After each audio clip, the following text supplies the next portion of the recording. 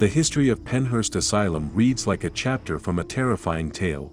This institution, intended as a refuge for individuals with intellectual and physical disabilities, tragically devolved into a place of neglect and despair. Stories of neglect, overcrowding, and the inhumane treatment of society's most vulnerable members are deeply etched into its walls. Instead of offering solace and care, Pennhurst became synonymous with suffering and anguish, a stark reminder of the darker aspects of our past treatment of the intellectually and physically disabled. Join us today as we delve into the horrifying history of Pennhurst Asylum. But before we do, be sure to hit the subscribe button and ring the notification bell. In 1903, construction of the Pennhurst Asylum began. Initially, it was called the Eastern State Institution for the Feeble-Minded and Epileptic. It was created to cater to people with intellectual disabilities in Pennsylvania. This institute later became known as the Pennhurst State School and Hospital. In 1908, the first buildings were completed in Spring City, although further construction continued for several decades past that point. The institution was built on the belief that those with intellectual or developmental disabilities in society needed to be separated from the rest. But this wasn't something they admitted openly. In 1908, Pennhurst welcomed its first patient. But things spiraled into confusion quickly. Soon, the institute welcomed orphans, immigrants, and even criminals. Within the confines of this asylum, people were put into several different categories. They were defined by labels concerning their mental status, epilepsy, or health. Their dental health was also marked as either good, poor, or treated. These designations determined how a person was going to be treated within the walls of the asylum. Men and women were kept together initially, however, later they were separated to avoid pregnancy.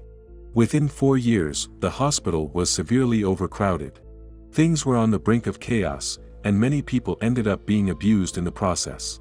When patients arrived at Pennhurst Asylum, they lost their identity. They were assigned numbers and that was all. Pennhurst records likened patients to animals.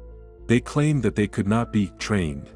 Derogatory terms, like imbecile, were used to label patients in records, which held significant weight during that time. Patients' lives were forever changed by this corrupt institute. Horrors unfolding within Pennhurst Asylum included children being bound to cribs and confined in metal cages, often lying in their own feces. Patients were usually abandoned and stripped of dignity, as they spent their lives in depressing day rooms. Inhabitants were called inmates, and they were abused by their peers as well as the staff at the asylum. Pennhurst Asylum was entirely separated from the rest of society.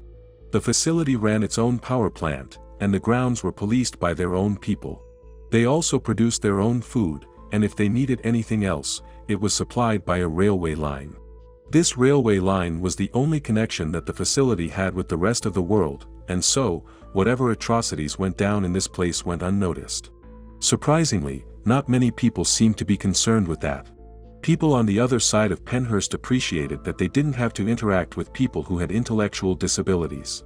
While the institute was meant to help people deal with their disabilities, there were only 200 residents enrolled in any kind of art, education, or recreational program.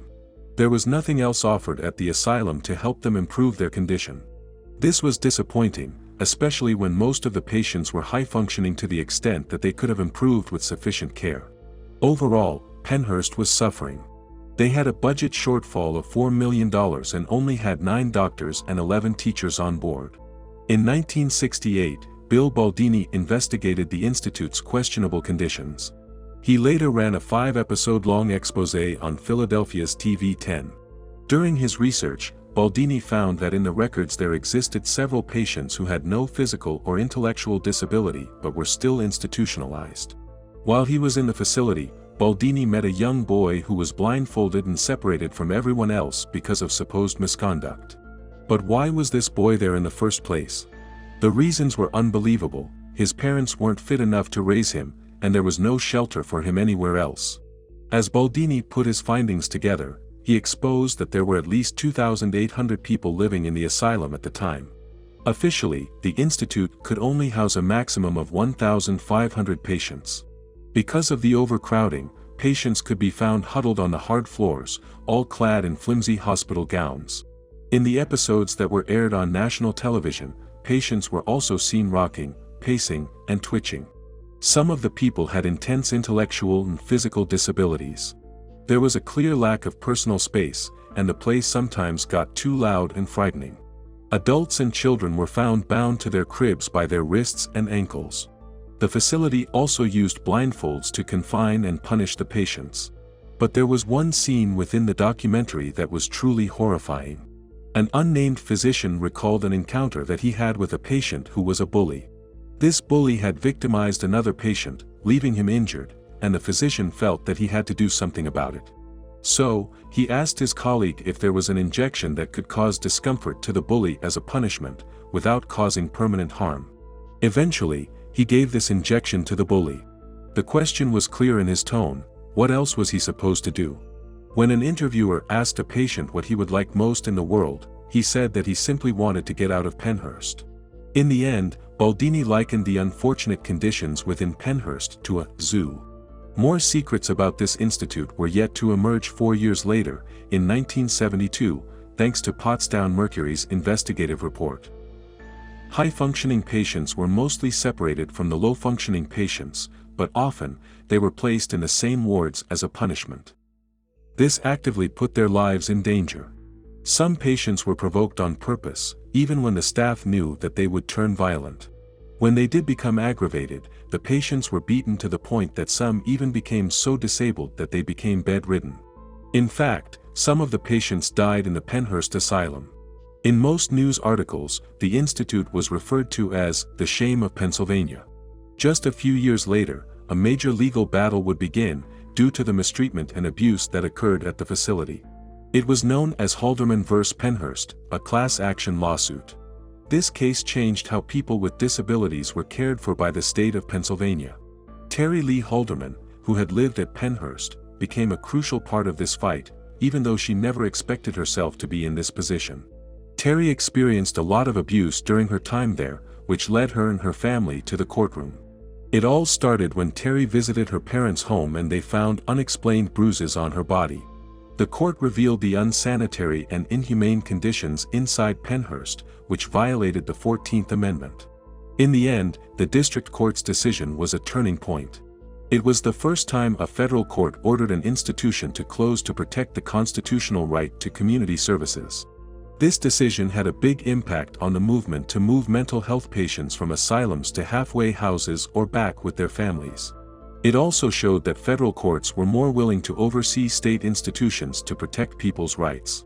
In 1983, 9 Pennhurst employees were charged with various charges of assault and abuse.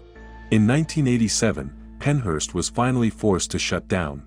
Like many places with a complex and troubling history marked by human suffering and loss, Pennhurst is surrounded by stories of supernatural occurrences. It is said that the grounds of this former asylum are so rich with ghostly activity that they have given rise to a unique niche of paranormal exploration. Enthusiasts and investigators of the supernatural are drawn to Pennhurst, intrigued by the prospect of encountering its spectral inhabitants and uncovering the mysteries that linger in the eerie atmosphere of the old asylum. Today, part of the asylum exists as a haunted house attraction for tourists, even though some consider it to be disrespectful toward the patients who faced real horrors during their time at Pennhurst. The haunting legacy of Pennhurst Asylum stands as a somber testament to a grim chapter in the treatment of the intellectually and physically disabled. The tales of neglect, mistreatment, and suffering that permeated its walls serve as a poignant reminder of the importance of compassion and ethical care in our society. Pennhurst's history, marked by horror and sorrow, compels us to reflect on our responsibilities to the most vulnerable among us and the need to ensure that such tragedies are never repeated.